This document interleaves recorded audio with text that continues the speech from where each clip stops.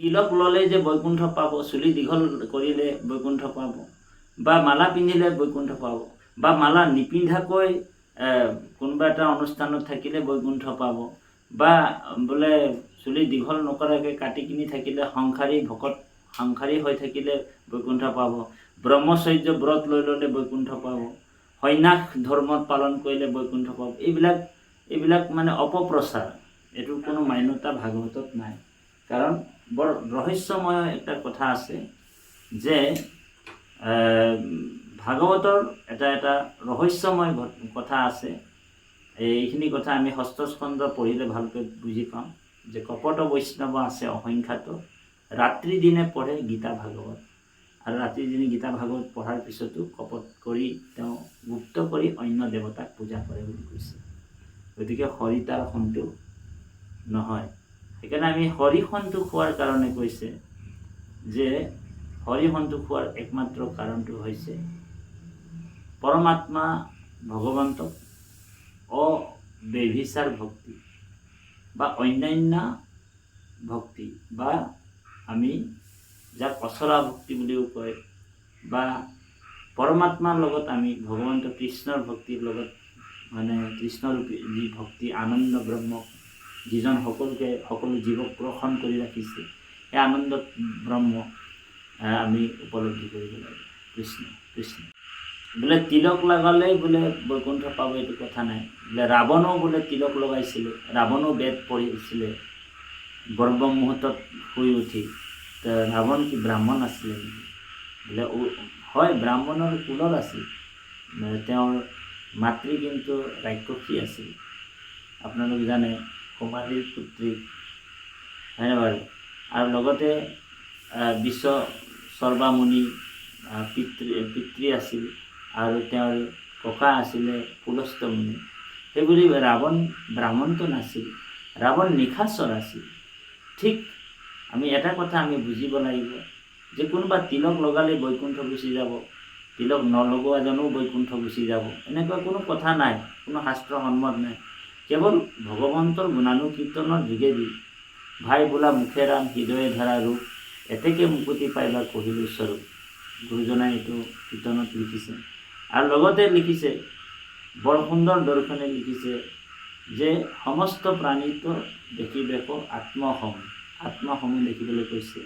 কুকুৰ চিগাল গদৰ্বৰো আত্মৰাম, কুকুৰ চিগাল গদৰ্বটো তুমি মোৰ মুখে দৰ্শন কৰিবা বুলি কৈছে, মানে কৃষ্ণক ভাৱপন্ন হ'বলৈ কৈছে। আৰু 2 নম্বৰ হৈছে আমি মানে ব্ৰাহ্মণত্ব চণ্ডালত্ব নিবিচাৰিকৈ দাতাত চুৰতো যাৰ দৃষ্টি একতো, আমি সকলোতে সমবুদ্ধি সমজ্ঞান কৰাটো আমাৰ বহুত অত্যন্ত প্ৰয়োজন। গতিকে তিলক নলগোৱাৰ কথা নাই, মানে আত্মা ঈশ্বৰ কলাক প্ৰত্যক্ষ হততে পায়, নপাই তাংক জানা অবিদ্যা যেতিয়া অবিদ্যা গুচিলে সাক্ষাতে কৃষ্ণক পায়, কণ্ঠলগ্ন বস্তু সহায় পায়। অবিদ্যা নাশ কৰিব লাগে, মানে আমাৰ শৰীৰত থকা যিবিলাক অজ্ঞান আন্ধাৰ তেতিয়াহে দূৰ হ'ব যেতিয়া আমি হৰিৰ লীলা চৰিত্ৰবিলাক শুনিম, প্ৰেম ভাৱেৰে শুনিম, গাম, তেতিয়াহে আমাৰ অবিদ্যাবিলাক নাশ হ'ব। আৰু ভাগৱত আমি সদায় মানে যদি জপাই কিনি আমি ভাগৱতৰ মানে পুৰাণৰ পৰা উদ্ধৃত কথাবিলাক আনি থাকিম, পুৰাণৰ কথাবিলাক আনি থাকিলে মানে কিন্তু আমাৰ কেতিয়াও গুৰুজনাৰ যিটো লক্ষ্য উদ্দেশ্য এক শৰণৰ সেইটো তত্ত্বটো পাৰমাৰ্থিক দৰ্শনটো বুজি পোৱা নাযাব। সেইকাৰণে মহন্তৰ সং লৈবা প্ৰথমত, গুৰু মানি শুশ্ৰূষা কৰিবা ভালমত।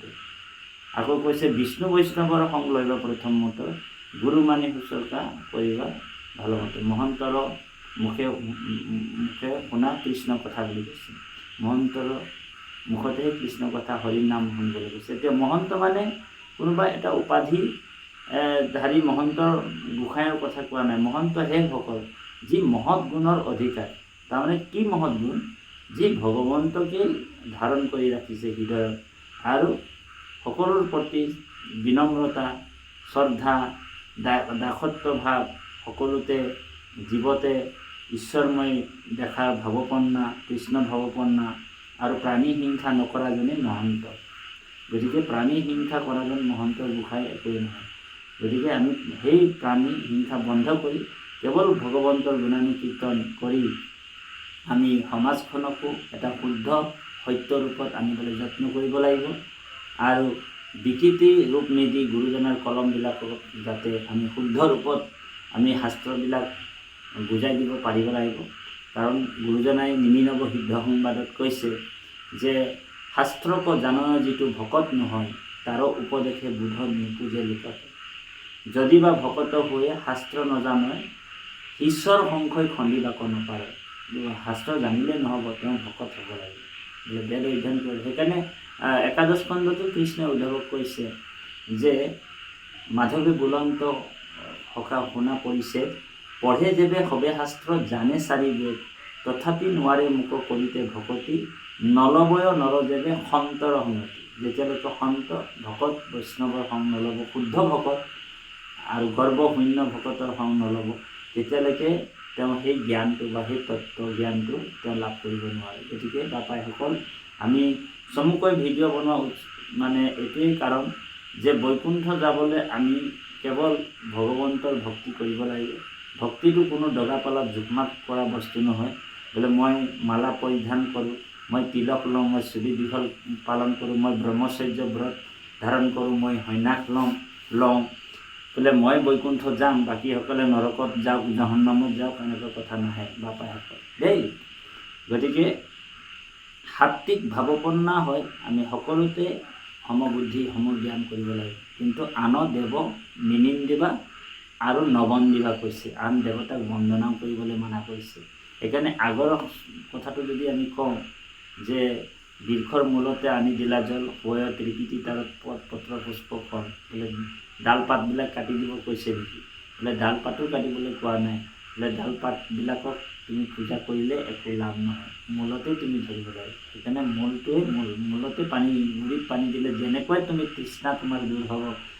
আৰু তেনেকুৱা এটা উদাহৰণ দিছে, তোমাক খুব জোৰে ভোক লাগি আছে, তুমি যদি মানে তোমাক বোলে সোণৰ কাণফুলি, সোণৰ নাকফুলি, বোলে কেৰুমণি, গলা বোলে ডিঙিত হাৰ, বোলে খাৰু, মালা এনেকুৱা আনি দি কিনি পিন্ধাই আছে বোলে অনেক মণি মুকুতাৰে, তেতিয়াহ'লে আপুনি ভোকটোতো আপোনাৰ আঁতৰি নাযায়।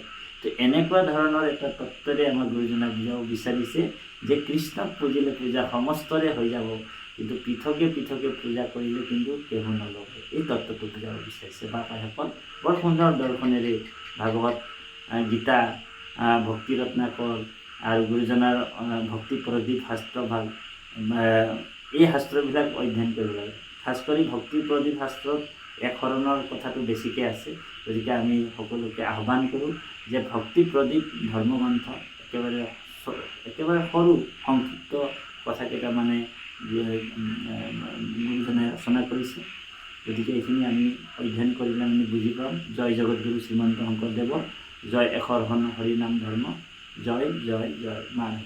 কিন্তু এই যে ভূমি পূজা আমুক এইবিলাক গুৰুজনাৰ এইটো নাছিলে, কাৰণ পূজা এইটো বৰ্জন কৰিছিলে গুৰুজনাই।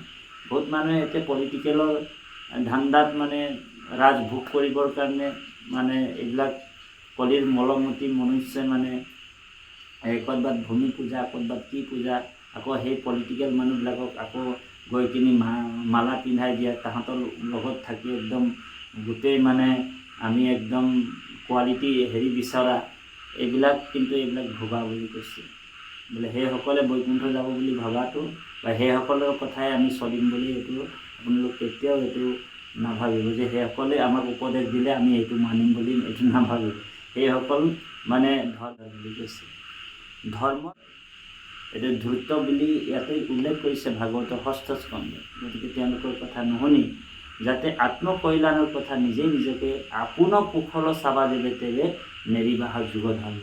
মহাপুৰুষ মাধৱদেৱে কৈছে আপোন কুশল চাবা যেবে তেবে নেৰিবাহা যুগ ধৰ্ম। যুগ ধৰ্ম কি? সত্য যুগে ধ্যান, ত্ৰেতা যুগে যজ্ঞ, দাপৰত পূজা, কলিত শৰীৰ কীৰ্তন বিনাই আৱৰণ শিকে পূজা। গতিকে বাপাইসকল, জয় জগতগুৰু শ্ৰীমন্ত শংকৰদেৱ। এইখিনি কথা ক'লোঁ। আৰু ভিডিঅ'টো শেষলৈকে চাব আৰু ভিডিঅ'টো বিতৰ্ক নকৰিব। বিতৰ্ক লাগিলে ফোন নম্বৰ দিছোঁ, ফোন কৰি আমাৰ লগত আলোচনা কৰিব, কিন্তু বিতৰ্ক নকৰিব। কৃষ্ণ শংকৰ গুৰু হৰিৰাম মাধৱ কৃষ্ণ কৃষ্ণ। এই ৰাম শুনা মহাজন ইটো পৰম পুৰাণ, ভাগৱত বিনে শ্ৰেষ্ঠ শাস্ত্ৰ নাহি আন। কলিত পুৰাণ সূৰ্য সাক্ষাতে উদয়, আতেহে বান্ধৱ কৃষ্ণ ভৈলা পৰিচয়।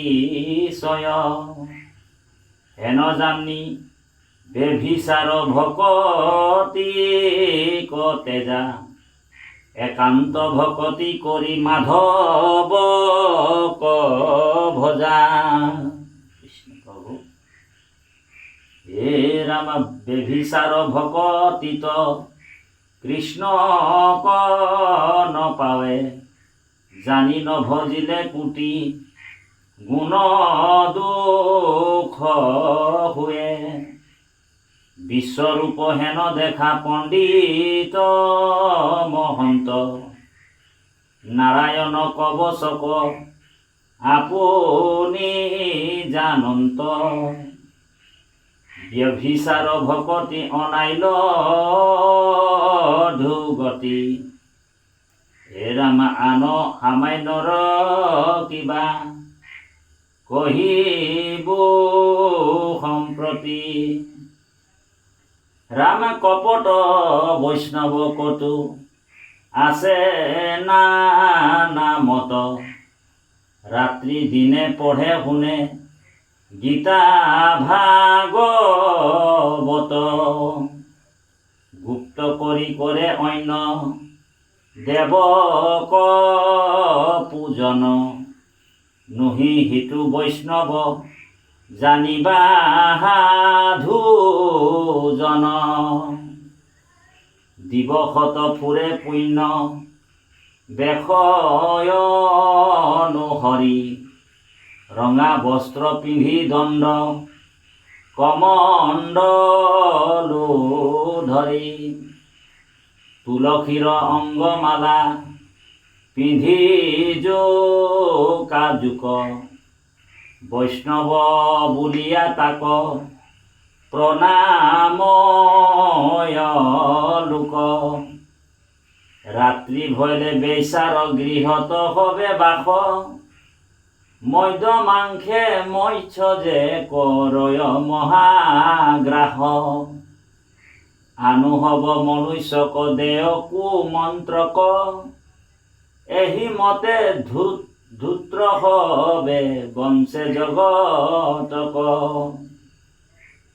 হে ৰাম সৰ্বজ্ঞ বুলিয়া কতো কৱে উচ্চ কৰি, কপাল গনিয়া কতো কহে নানা কথা।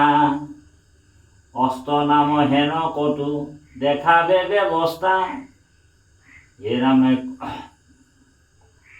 ৰাম কলিৰ স্বভাৱে মনুষ্যৰ নাহি জ্ঞান। যেই শুনে সেই কহে নুবুজে প্ৰমাণ, পাখণ্ডৰ পথ ধৰি আছে যেহি জনে, সেহি কৃষ্ণ কথা শুনি নিন্দে তেতিক্ষণে। হেন জানি কপট বৈষ্ণৱ সংগ এৰি, কৃষ্ণ তহৰণ লয়ো এক বুদ্ধি কৰি। মাধৱ হে ৰাম শুনা ভাগৱত কথা জন্ম অনুসৰি, কাম ক্ৰোধ লোভ মোহ হিংসা পৰিহৰি। শ্ৰীচন্দ্ৰ ভাৰতী কহে আতি শিশুমতী, জনমে জনমে হৌক কৃষ্ণত ভকতি। কৃষ্ণৰ চৰণে জানা আছে যাৰ কাম, হেলা এৰি ডাক চাৰি বোলা ৰাম ৰাম। হৰি ৰাম ৰাম ৰাম ৰাম। কৃষ্ণ মাধৱ।